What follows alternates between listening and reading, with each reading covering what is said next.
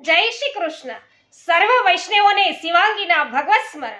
વૈષ્ણવો, આજે આપણે 84 વૈષ્ણવના બીજા વૈષ્ણવ કૃષ્ણદાસ મેઘનની વાર્તા કહી રહ્યા છીએ.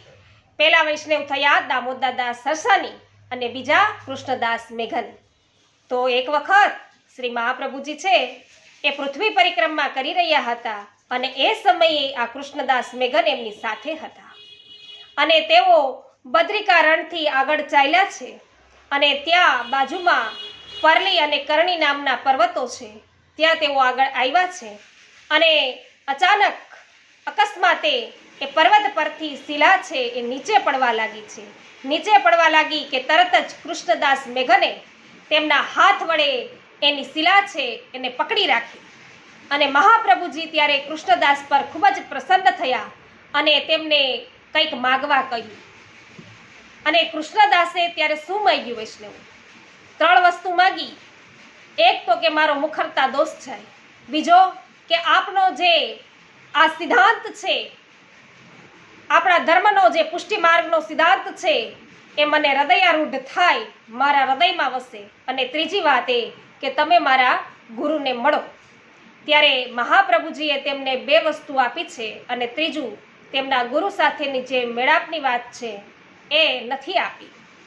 અને પછી તેઓ છે એ આગળ પધારે છે અને વેદવ્યાસજી છે જ્યાં બિરાજે છે ત્યાં મહાપ્રભુજી છે એ કૃષ્ણદાસ મેઘનને લઈ અને જાય છે જ્યાં બદ્રિકાશ્રમ છે અને ત્યાં જીવની ગતિ પણ ન પહોંચી શકે એવી આ જગ્યા, અને ત્યાં વેદવ્યાસજી છે એ બિરાજે છે અને ત્યાં જાય છે. ત્યારે સામે ચાલી અને વેદવ્યાસજી છે એ મહાપ્રભુજીને મળવા આવે છે અને ત્યાં તેઓ જે સુબોધિનીજીની ટીકા છે એમના પહેલા શ્લોક છે એમના વિશે પૂછે છે. ત્યારે તેઓ અંદર એમને લઈ જાય છે અને કૃષ્ણદાસને ત્યાં બહાર જ ઊભા રહેવાનું કહી અને મહાપ્રભુજી તેમની સાથે અંદર જાય છે અને આ સુબોધિનીજીનો પહેલો એક શ્લોક છે એમની ટીકા અને એનું વર્ણન કરતા, એને સમજાવતા 3 દિવસ લાગી જાય છે. અને પછી તેઓ વેદવ્યાસજીથી વિદાય લઈ અને મહાપ્રભુજી જેવા બહાર પધારે છે કે કૃષ્ણદાસ જે સ્થિતિમાં ઊભા હતા એ જ સ્થિતિમાં ઊભેલા એને જોવા મળે છે. અને પછી મહાપ્રભુજી એમ કહે છે કે કૃષ્ણદાસ, હજુ અહીં જ ઊભા છો, ક્યાંય ગયા નહીં? ત્યારે કૃષ્ણદાસ કહે છે કે આપના ચરણો છોડી અને હવે બીજે ક્યાં જાઓ? અને આવો જવાબ આપતા મહાપ્રભુજી છે એ ખૂબ જ પ્રસન્ન થયા અને ફરી પાછું એમ કહ્યું કે કંઈક માગો. ત્યારે ફરી પાછું કૃષ્ણદાસ મેઘને એ જ 3 વાત છે એ માંગી, એ જ 3 વસ્તુ માંગી અને પેલી 2 વસ્તુ છે જે પહેલા આપી હતી એ જ આપી અને ત્રીજી શ્રી ગુરુને મળવાની વાત છે એ પ્રભુએ છે નથી આપી. અને અહીં પોતાનો ધર્મ છે એના વિશે જાણવાની કૃષ્ણદાસ મેઘનની જે જિજ્ઞાસા છે એ પણ જાણવા મળે છે અને એને એ જગ્યાએ તેઓ ઊભા છે, જે સ્થિતિમાં ઊભા હતા એને સ્થિતિમાં 3 દિવસ સુધી એને એ જગ્યાએ ઊભા રહ્યા. તો વિચાર કરો કે તેમને ગુરુની આજ્ઞા છે તો એ આજ્ઞા પાલન છે એ કરવા માટે કેવા તેઓ તત્પર છે એ વાત અહીં બતાવાઈ. પછી એમનો એક બીજો પ્રસંગ પણ છે કે એક વખત છે એ મહાપ્રભુજી છે એ ગંગાસાગર પધાર્યા હતા અને ત્યાં તેઓ પોઢ્યા હતા અને કૃષ્ણદાસજી છે એ મહાપ્રભુજીની ચરણ સેવા કરી રહ્યા હતા અને મહાપ્રભુજીને એ વખતે મનમાં એવો વિચાર આવે છે કે આ વખત જો મુરમુરા હોત તો આરોગત. અને આ વાત છે એ કૃષ્ણદાસ મેઘન છે એ જાણી જાય છે કે અત્યારે મહાપ્રભુજીના મનમાં, એના હૃદયમાં શું ચાલી રહ્યું છે, કારણ કે એવા કૃપાપાત્ર વૈષ્ણવ છે. તો મહાપ્રભુજીના મનની વાત જાણી ગયા અને જેવું મહાપ્રભુજીને જોકું આવ્યું, નિંદ્રાધીન થયા કે તરત જ તેઓ છે એ ગંગાસાગરના કાંઠે આવ્યા અને સામે પાર જોવે છે તો એક દીવો બળતો દેખાય છે અને અટકળે તેઓ છે એ કૂદી પડે છે અને ગંગાસાગર પાર કરી અને તે જગ્યાએ જાય છે. ખેતરના ધણીને જગાડે છે અને લીલી ડાંગર છે એ વઢાવે છે અને અધિક રૂપિયા છે એને આપી છે, જેટલી મૂલ થાય એના કરતાં અધિક પૈસા એમને આપે છે અને લીલી ડાંગર છે એ વઢાવે છે. અને પછી ભાડ ભૂંજાને ત્યાં 1% બદલે 4% આપી અને આ મુરમુરા છે, ધાણી છે એ તૈયાર કરાવે છે. અને પછી જે પ્રકારે ગયા હતા એ જ પ્રકારે ત્વરાથી તેઓ ગંગાસાગર છે પાર કરી અને જ્યાં મહાપ્રભુજી પોયડા છે ત્યાં પધાર્યા છે. અને આવી ચરણ છે એ સ્પર્શ કરે છે, ચરણ સેવા કરે છે અને પ્રભુને જગાવે છે. મહાપ્રભુજી જાગ્યા અને તેમની સન્મુખ આ મુરમુરા છે ધર્યા અને તરત જ મહાપ્રભુજી છે એ તો ખૂબ જ પ્રસન્ન થઈ ગયા કે આને મારા મનની વાત જાણી લીધી, મારા માટે આટલો શ્રમ લીધો છે. અને ત્યારે એને કહ્યું કે કંઈક માગો. ત્યારે પણ શ્રી કૃષ્ણદાસે આ 3 જ વસ્તુ જે પહેલા માગી હતી એ જ માગી. ત્યારે મહાપ્રભુજી કે આ જીવ શું માગી જાણે. અત્યારે કદાચ સાક્ષાત દર્શન કરાવવાનું કીધું હોત, જો પ્રભુના સ્વરૂપના દર્શન કરવાની ઈચ્છા વ્યક્ત કરી હોત તો એ પણ કરાવી દેત. અને 2 જે વસ્તુ પહેલા આપી હતી એ અત્યારે આપી છે. અને ત્રીજી વસ્તુ છે કૃષ્ણદાસ મેઘનને વિનંતી કરી છતાં પણ નથી આપી. અને પછી એ કહે છે કે હું જઈ અને મારા ગુરુને બોલાવી લાવું તો. ત્યારે પોતે એમ કહે છે કે એમાં તમને ખેદ થશે. આ વાત તમે જે માંગો છો અને જે કરાવવા ઈચ્છો છો એમાં તો તમને ખેદ થશે. પણ પછી કૃષ્ણદાસ છે એ છાનામાના એના ગુરુને ત્યાં જાય છે. છાનામાના જાય છે એટલે એના ગુરુ શું કહે છે એને કે તમે તો બીજા ગુરુ કર્યા. તો કે ના, તમે જ મારા ગુરુ છો અને તમારી કૃપાથી મને પૂર્ણ પુરુષોત્તમ પ્રાપ્ત થઈ ગયા છે. પૂર્ણ પુરુષોત્તમ કોણ? તો કે શ્રી મહાપ્રભુજી. તો મહાપ્રભુજીના સ્વરૂપની અંદર એને પૂર્ણ પુરુષોત્તમ છે એ પ્રાપ્ત થઈ ગયા છે. કૃષ્ણદાસ મેઘન એમ કહે છે. તો એના ગુરુ કે એ પૂર્ણ પુરુષોત્તમ છે એની ખાતરી શું? ત્યારે ત્યાં એક અંગરખી એટલે કે સગડી ભરતી હતી અને કૃષ્ણદાસ મેઘને એના જે જલતા કોયલા હતા ને હાથમાં લઈ લીધા અને કીધું કે જો મહાપ્રભુજી છે એ પોતે પૂર્ણ પુરુષોત્તમ ના હોય ને તો આ જે અંગરખા છે ને, આ જે બળતા અંગારા છે ને એનાથી મારા હાથ છે બળીને રાખ થઈ જાજો, જો મહાપ્રભુજી પૂર્ણ પુરુષોત્તમ ના હોય તો. અને 1 પ્રહર પોતે આ જલતા કોયલા છે એ હાથમાં પકડી રાખે છે, એને કંઈ જ થતું નથી. એટલે એ સાબિતી કરી આપે છે કે મહાપ્રભુજી છે પૂર્ણ પુરુષોત્તમ છે. અને ત્યારે એના ગુરુ છે ને યા એમ કહે છે કે હવે હાથમાંથી આ કોયલા છોડી દે. અને ત્યારે કૃષ્ણદાસ મેઘનને ખૂબ ખેદ થયો અને તેઓ છે એ પરત છે અહીં મહાપ્રભુજી પાસે પધાર્યા છે અને વિસ્તારપૂર્વક છે આ બધી જ વાત બધી મહાપ્રભુજીને કહી છે. અને મહાપ્રભુજી એટલે જ કીધું કે અમે કહેતા હતા ને કે તમે જો આ વાત કરશો તો તમે ખેદ પામશો, તો આ પ્રકારે તમને ખેદ થયો છે. અને કૃષ્ણદાસ મેઘન છે એ આ માર્ગનો સિદ્ધાંત એમને હૃદયારૂઢ થઈ ગયો, કારણ કે મહાપ્રભુજીએ વચન આપ્યું હતું ને માગવા કીધું હતું, તો માર્ગનો સિદ્ધાંત એને હૃદયારૂઢ થઈ ગયો. એટલે હવે એ બધા વૈષ્ણવોને પાસે માર્ગની બધી વાતો કરે છે. એટલે એક વૈષ્ણવ આવીને કહે છે મહાપ્રભુજીને કે મહાપ્રભુજી મહારાજ, આ જે કૃષ્ણદાસ છે ને એ તો આપણા માર્ગના સિદ્ધાંતો છે બધા વૈષ્ણવોને કહે છે, સંભળાવે જ છે વાત, તો એ તો ગુઢ હોય, ગુપ્ત હોય. એટલે મહાપ્રભુજી છે એ કૃષ્ણદાસ મેઘનને બોલાવે છે અને કહે છે કે તમે કેમ આપણા માર્ગના સિદ્ધાંતોની વાતો છે એ બધે કરો છો? એટલે કૃષ્ણદાસ મેઘન કે જે વૈષ્ણવે તમને કીધું છે કે મેં આ પ્રકારની વાત કરી છે એને બોલાવીને પૂછો કે મેં કઈ વાત કરી છે. ત્યારે એ વૈષ્ણવને બોલાવ્યો અને પૂછ્યું કે કૃષ્ણદાસ મેઘને આપણા માર્ગના કયા સિદ્ધાંતોની વાત તમને કરી, કઈ ગુઢ વાત કરી? તો કે મને તો ખબર નથી, મને કાંઈ યાદ નથી. એટલે મહાપ્રભુજી છે એ તો સ્મિત કરી અને ચૂપ રહ્યા. કહેવાનો અર્થ એમ છે કે તમે ગમે એટલે આ ગુઢ ભાવ આપણો હોય, માર્ગના સિદ્ધાંતો હોય, ગમે ત્યાં ગમે ને કયો, પણ જ્યાં સુધી અધિકાર ના હોય ને ત્યાં સુધી એ હૃદયારૂઢ ના થાય, એની સ્મૃતિ પણ ના રહે. એટલે જો તમે પ્રભુના સાચા ભક્ત હો ને તો જ તમારા હૃદયની અંદર માર્ગનો સિદ્ધાંત છે સ્ફુરે, ત્યાં સિવાય સ્ફુરે નહીં. જ્યાં સુધી વલ્લભની કૃપા ના થાય ને ત્યાં સુધી આ માર્ગનો સિદ્ધાંત છે હૃદયારૂઢ થતો નથી. અને ચોથો પ્રસંગ પણ છે વૈષ્ણવો કૃષ્ણદાસ મેઘનનો, એ છે કે એક વખતે શ્રી ઠાકોરજી છે એ પોતે ઈચ્છાથી કૃષ્ણદાસ મેઘન છે એના પ્રભુજીને વિનંતી કરે છે કે મહારાજાધિરાજ, ઠાકોરજીને પ્રિય વસ્તુ કઈ છે?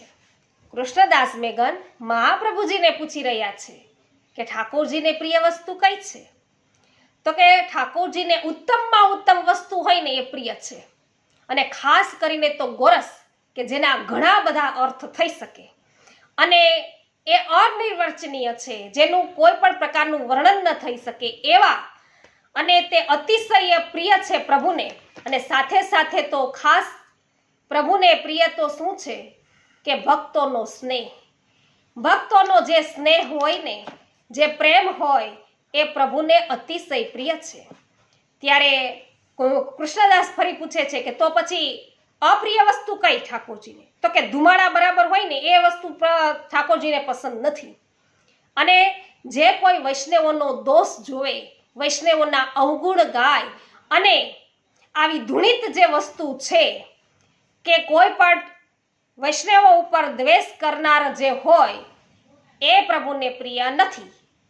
વૈષ્ણવોનો જે કોઈ દોષ કરે છે એ ઠાકોરજીને અપ્રિય છે.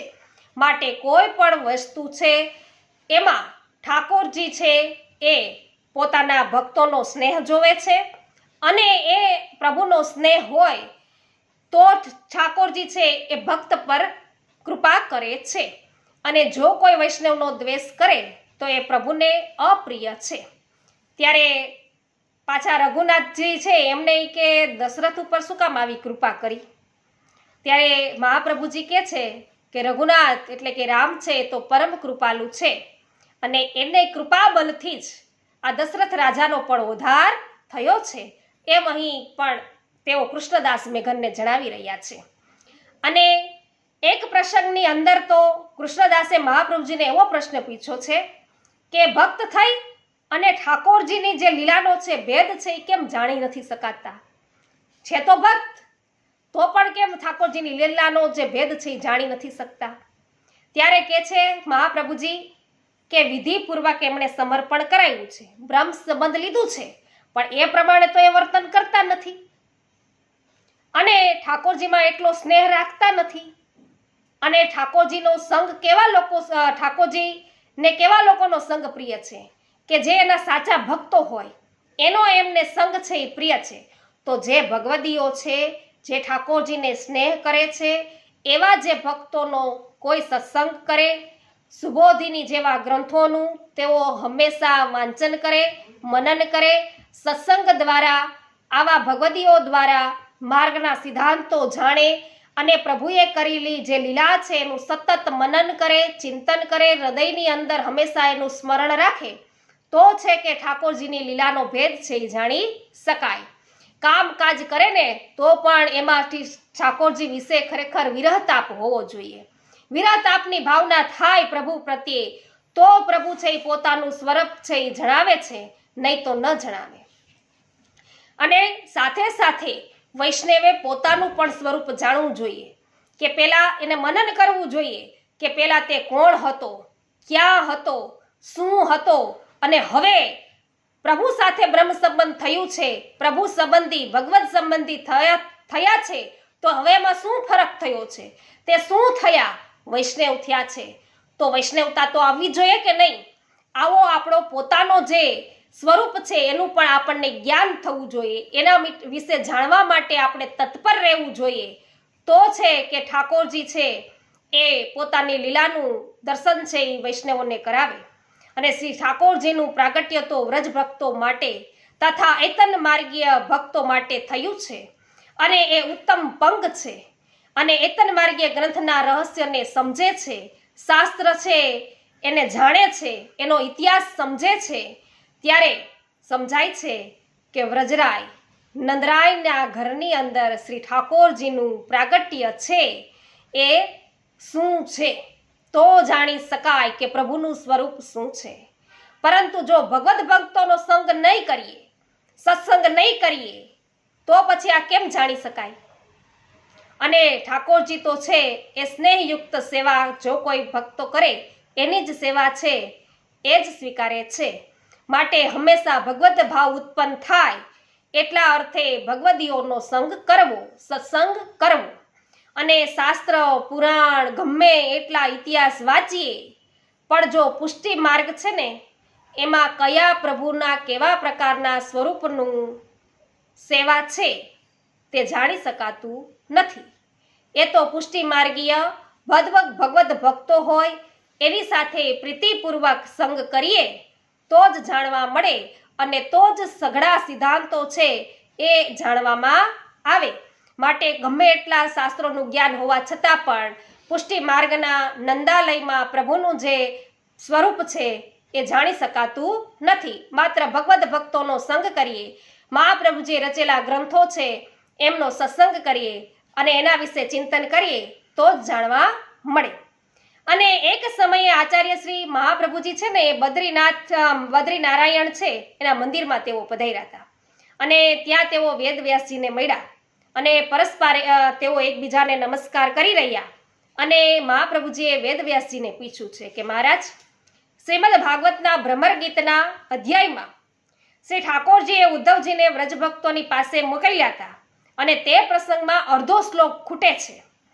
ત્યારે વેદવ્યાસજીએ એ શ્લોક છે એ કઈ સંભળાવ્યો અને તરત જ મહાપ્રભુજીએ પહેલેથી જ એ શ્લોકની ટીકા છે લખી રાખી હતી એ વેદવ્યાસજીને બતાવી.